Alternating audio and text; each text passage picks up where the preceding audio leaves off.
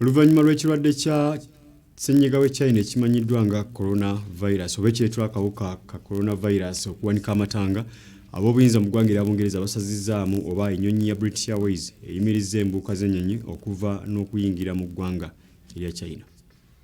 Engeri akawuka ka coronavirus akali mu kibuga Wuhan gye keewanisizza abantu emitima nga kati kaakatuga abantu 100 e China, ab'ennyonyi ya British Airways bayimirizza ennyonyi zonna ezibadde zigenda mu ggwanga eryo.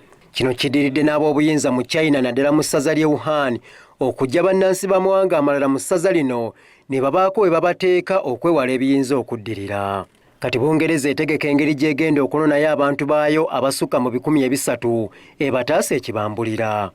Ate mu Australia nabo balangiridde kalantiini ku bantu baayo abawerera ddala 600 abaakomawo ku butaka okumala wiiki 2 nga kati bali ku kizinga Krisimansi ekibalirwako kilomita 2,000 okuva mu ggwanga eryo. Amawanga amalala ageekengedde ekirwadde kino mulimu America, Japan n'amalala okuva mu kibiina ekigatta amawanga ga Bulaaya. Ennyonyi ya British Airways ebadde etambula buli lunaku mu bibuga omuli Shanghai ne Beijing ng'eva ku kisaawe kya Heathrow nga yalangiridde okuyimiriza ennyonyi zaayo okutuusa ng'ennaku z'omwezi 31 omwezi guno. Ennyonyi endala ezayimiriza entambula zaazo mulimu United Airlines, Air Canada ne Cathay Pacific Airways ezibadde zigenda e China.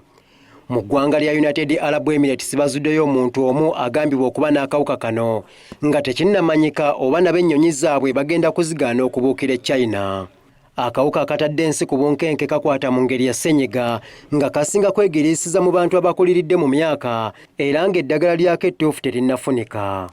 So nga ne kampuni ya Starbucks esinga omunene mu China ng'eneetunda kaawa naye eggadde agamu ku matabi gaayo mu China lw'akawuka kano.